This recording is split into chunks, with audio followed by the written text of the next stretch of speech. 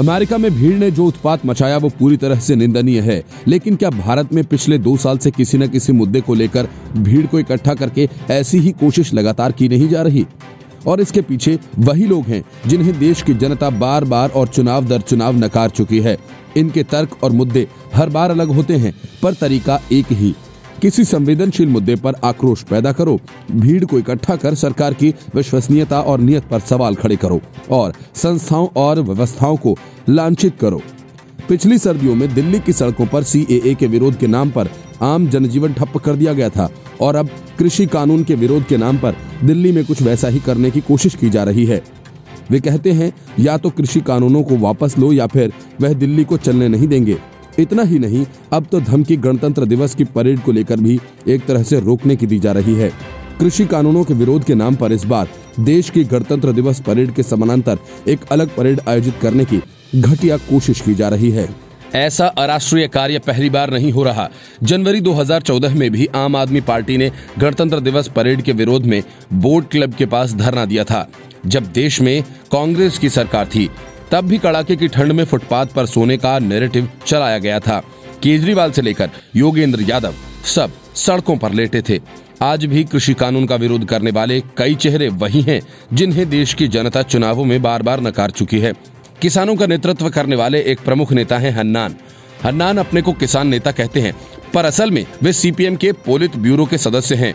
चुनाव हारने के बाद अब वे किसानों के नेता बन गए हैं। किसान यूनियंस भारत सरकार से समझौता करना भी चाहें, पर ये किसानधारी नेता कहते हैं कि किसान कानून वापस लिए जाने से कम कोई समझौता नहीं करेंगे। कृषि कानून का विरोध करने वाले अधिकतर लोग वामपंथी एक्टिविस्ट और अराजकतावादी तत्व हैं। उनके साथ अन्य विरोधी दल बहती गंगा में हाथ धो रहे हैं।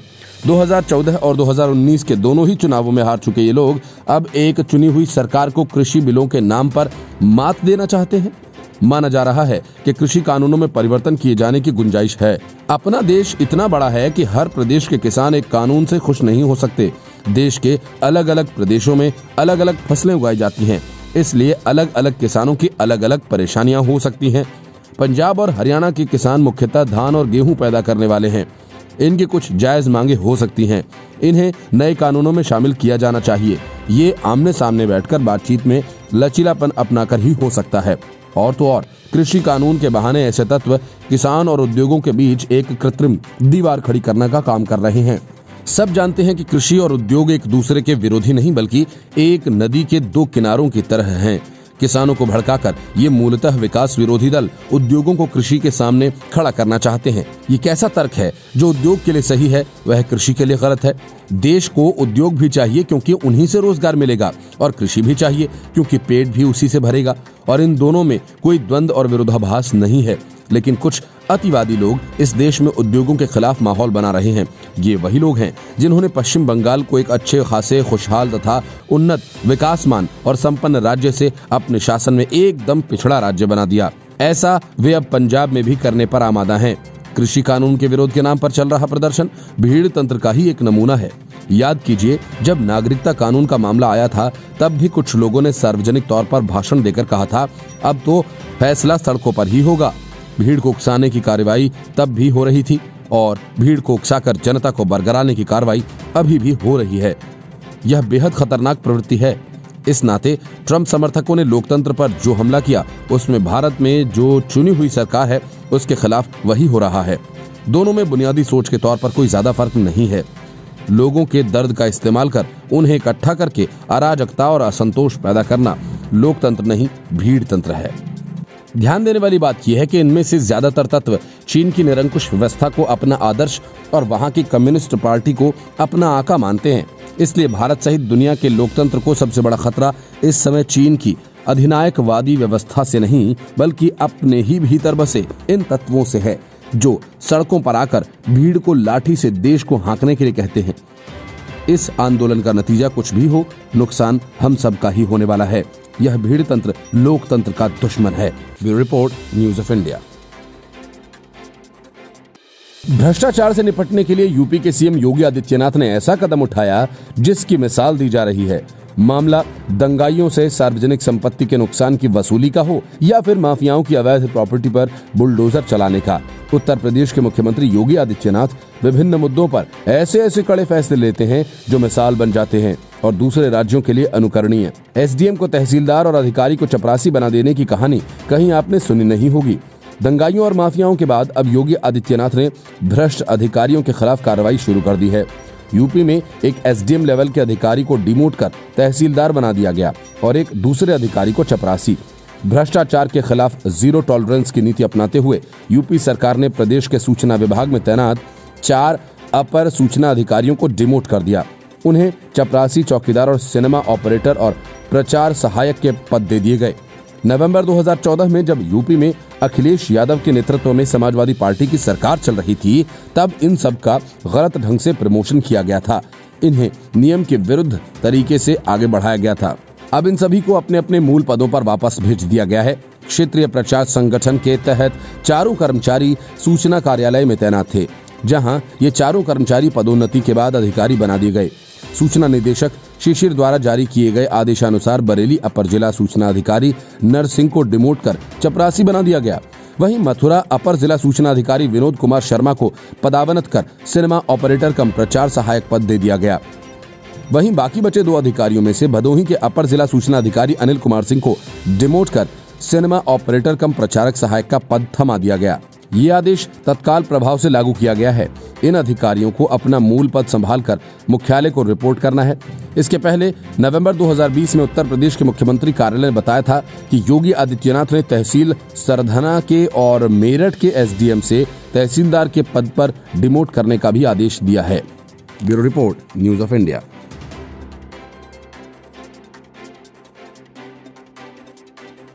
यूपी में कांग्रेस का आधार तो दशकों से सिमट रहा है, लेकिन प्रियंका वाड्रा के हाथों में यूपी की कमान आने के बाद कांग्रेस का बिखराव तेजी से बढ़ा है। लोकसभा चुनावों में प्रियंका वाड्रा अमेठी के अपने गढ़ को बचा नहीं पाई। अब बारी रायबरेली की है। सोनिया गांधी रायबरेली से सांसद हैं, लेकिन जिस तरह से रायबरेली में पार्टी टूट रही है, उससे साफ है कि सोनिया गांधी अपनी इस सीट को बचा पाने में कामयाब नहीं हो पाएंगी। कांग्रेस अध्यक्षा सोनिया गांधी के संसदीय क्षेत्र रायबरेली से बड़ी बगावत सामने आई है। पार्टी के मजबूत नेता के रूप में जाने जाने वाले पूर्व कांग्रेस के प्रदेश सचिव और मौजूदा प्रदेश कांग्रेस कमेटी के सदस्य शिव कुमार पांडे समेत 35 अन्य पदाधिकारियों ने सोनिया गांधी को अपना इस्तीफा दे दिया। कांग्रेस जिला अध्यक्ष के द्वारा नई कार्यकारिणी का हाल ही में गठन किया गया। इस बात से नाराज शिव कुमार पांडे समेत 35 पदाधिकारियों ने अपना इस्तीफा थमा दिया। रायबरेली कांग्रेस की सबसे कमजोर नस है। अमेठी के बाद इस क्षेत्र में स्मृति ईरानी की सक्रियता काफी ज्यादा है। प्रदेश सचिव कांग्रेस कमेटी सदस्य शिव कुमार पांडे ने कहा कि हमारे निष्ठावान कांग्रेसी वर्षों से निरंतर पार्टी की सेवा करते चले आ रहे हैं।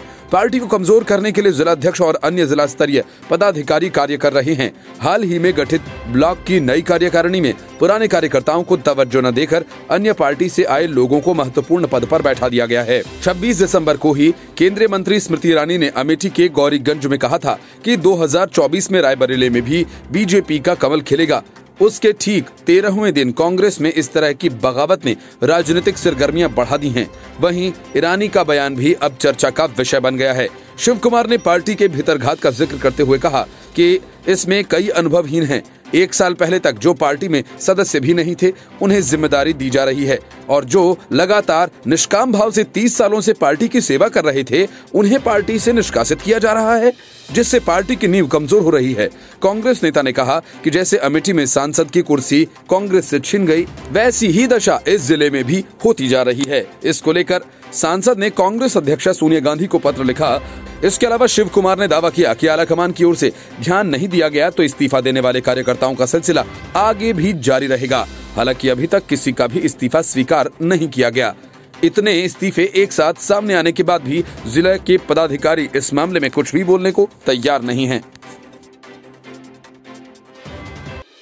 महागठबंधन छोड़कर नीतीश कुमार जब वापस एनडीए में आए, तब से अब तक आरजेडी उन्हें धोखेबाज कहती आई है। अब जेडीयू के नेता यही आरोप बीजेपी पर लगा रहे हैं, वह भी दूसरी जगह नहीं बल्कि जेडीयू की राज्य कार्यकारिणी की बैठक में और नीतीश कुमार की मौजूदगी में। नीतीश कुमार भी कहते हैं उन्हें पता ही नहीं कि कौन दुश्मन है और कौन दोस्त। शपथ ग्रहण के करीब 2 महीने बाद तक नीतीश कुमार को दोस्त और दुश्मन की पहचान नहीं है। तो कई सवाल उठ खड़े होते हैं। तेजस्वी यादव नीतीश पर पीठ में छुरा घोंपने का आरोप लगा चुके हैं। तेजस्वी यादव बार बार दोहराते रहे हैं कि नीतीश कुमार परिस्थितियों वाले मुख्यमंत्री हैं। इस बयान के पीछे तेजस्वी का इशारा कुर्सी के गणित पर है। मौजूदा विधानसभा में भी संख्या के आधार पर जेडीयू तीसरे नंबर की पार्टी है, मगर उसके नेता नीतीश कुमार मुख्यमंत्री हैं, जबकि बिहार में संख्या के हिसाब से सबसे बड़ी पार्टी आरजेडी के नेता तेजस्वी यादव विपक्ष में हैं। मतलब साफ है कि नीतीश कुमार अब दबाव वाले मुख्यमंत्री बन गए हैं और सारे फैसले किसी न किसी के दबाव की वजह से ले रहे हैं। नीतीश कुमार खुद को दबाव में बता रहे हैं। ऐसे में सवाल ये उठता है कि नीतीश कुमार खुद को पीड़ित क्यों बता रहे हैं? ऐसा कहकर वे साबित क्या करना चाहते हैं? कहीं खुद को दबाव में बताकर दूसरों पर दबाव तो नहीं डाल रहे? क्या आने वाले दिनों में बिहार की सत्ता में कई बड़ी हलचल देखने को मिल सकती है?